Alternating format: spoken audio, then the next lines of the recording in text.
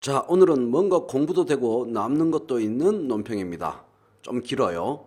자나깨나 국가 채무 걱정하시고 내국인 일자리 걱정하시다가 급기야 이주 노동자에 대한 차별 임금 지급을 주장한 황교안 자유한국당 당대표.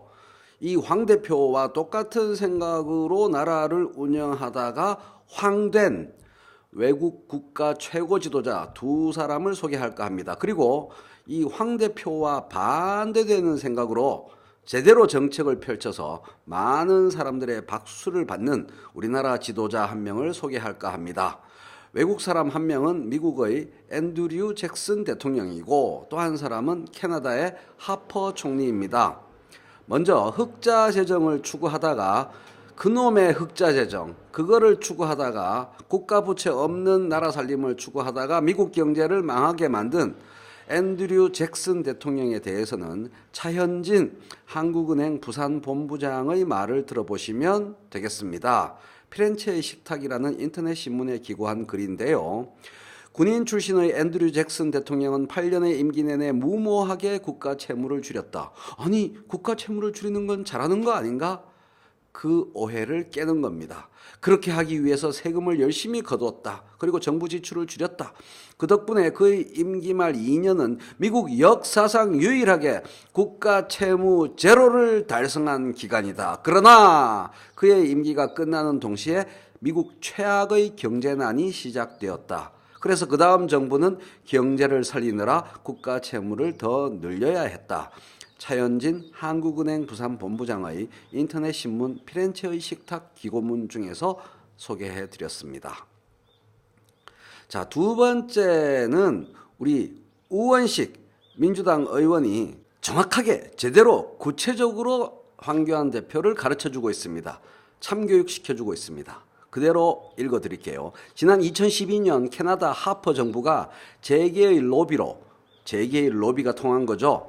외국인 근로자에게 최저임금을 15%까지 적게 주는 속칭 15% 룰 제도를 시행했다. 동제도가 시행되자 캐나다 최대 은행인 캐나다 로열 은행이 자국민 전산 직원을 해고하고 모두 외국인으로 대체하는 방안을 추진하다 대표가 대국민 사과까지 했다고 한다.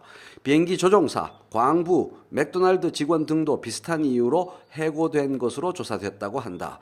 즉 내국인 직원들이 해고되었다는 거죠.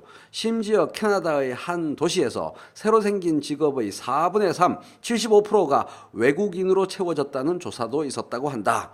결국 이 제도로 대량 실업에 직면한 자국민들의 캐나다 국민들의 엄청난 비난 여론에 직면한 하퍼 정부는 불과 1년 만에 차등 적용 제도를 폐지했다. 한마디로 하퍼 정부가 황된 거죠. 무지인지 몰상식인지 모르겠지만 문재인 정부 경제 실정이 문제라더니 황교안 대표는 아예 대한민국 일자리 시장을 초토화시키려는 위험천만한 주장을 아무런 검토도 없이 내뱉는 모습이 참으로 유감이다. 황교안 대표님 총리 시절에 IMF 이래 최초로 1년 내내 수출을 마이너스 성장으로 만든 사람 아닙니까? 황교안 대표는 경제 정말 모르는 사람이에요. 자, 황교안 대표의 황당무계한 철학과 정반대로 올바른 철학으로 올바른 정책을 펼쳐서 박수를 받는 우리나라 시장님, 박원순 시장님 사례를 보시죠. 이데일리 보도입니다. 르포, 적정임금 소문난이 내국인 근로자 몰려왔다. 얼마나 다릅니까? 서울시 적정임금 시범사업, 표준근로계약서대로 주휴수당 지급, 근로자 만족도 업, 공사 차질 없이 착착. 서울시는 지난 2017년 건설 일용직 근로자들의 처우 개선을 위한 작업에 들어갔다. 먼저 손을 본 것은 근로계약서였다. 그동안 건설 현장들은 연차수당이나 휴일수당, 주휴수당 등 각종 수당을 임금에 포함시켜 지급하는 포괄임금제를 관행처럼 적용해 왔다. 시는 노동조합 등과 협의해 급여 산정 내역안에 아이고 너무 어렵다.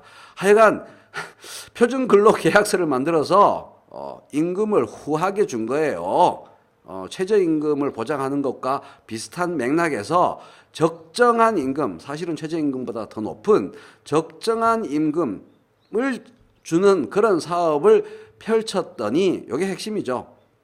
중간에 뭐 주휴수당 이런 얘기 너무 복잡하고 정신없고 포괄 임금보다 많은 적정 임금을 보장했더니 내국인 고용이 확대되고 공사 현장의 품질과 안전이 모두 업되었다는 겁니다. 적정 임금제가 도입된다는 사실이 알려지면서 내국인 젊은 층 근로자들이 대거 몰렸다. 서울시에 따르면 지난해까지 올림픽대로 여의도 간 진입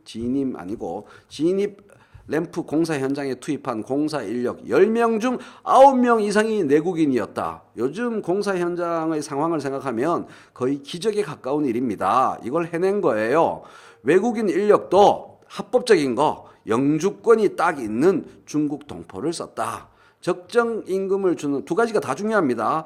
이렇게 조절하는 것도 중요하고 외국인 인력을 불가피하게 꼭 써야 할 때에는 불법적으로 쓰는 것이 아니라 합법적으로 쓰는 것. 이 두 가지를 지키면 이주 노동자 문제를 거의 대부분 해결할 수 있다고 저는 믿습니다. 적정 임금을 주는 현장으로 소문이 쫙 나면서 내국인 건설 일용 근로자들의 지원이 엄청나게 밀려들었다. 안전사고도 일어나지 않았다. 40여 명의 팀원과 함께 일한다는 김 반장은 건설 현장에 젊은이들이 들어오지 않는 이유는 노동 강도가 센 게 아니고 오히려 주말에 쉬면 직장인과 달리 주휴수당을 받지 못하는 작업 환경 탓이 크다. 박테일, 봉테일, 디테일을 봐야 됩니다. 디테일을. 총액 이 문제가 아니고 요게 문제구나 해서 손보는 거죠. 주휴수당을 딱 보장해 주니까 이곳에서 일하는 근로자들은 주말에도 각자 가정을 돌볼 수 있어 만족도가 무척 높다고 말했다. 김 반장은 만족도가 높다 보니 일을 하는데도 더 꼼꼼히 하고 안전사고 위험도도 낮아졌다. 젊은이들을 유입시켜 건설 현장의 선순환 구조를 만드는 단초가 될 수 있다고 덧붙였다. 보십시오. 제대로 제도적 접근을 하고 제대로 법을 지키면 이주 노동자들이 건설 현장 대부분을 차지하는 문제도 해결되고 진정으로 내국인 노동자들의 일자리도 확보되는 그러한 좋은 결과가 나오지 않습니까? 연구하고 공부하고 실력을 갖추고 디테일하게 대응하는 그러한 사람들을 우리 국민들이 원하는 거지 무조건 감정적 선동으로 외국인들은 기여한 게 없으니까 임금을 적게 줘야 한다라는 식의 말을 내뱉는 그런 사람을 우리 국민들이 원하지 않는다는 거예요. 그리고 그러한 생각, 그러한 정치인을 따라서 이미 이전에 미국 대통령, 캐나다 총리가 따라했다가 황됐잖아요. 황 대표님 명심하세요. 안 그러면 똑같이 황됩니다.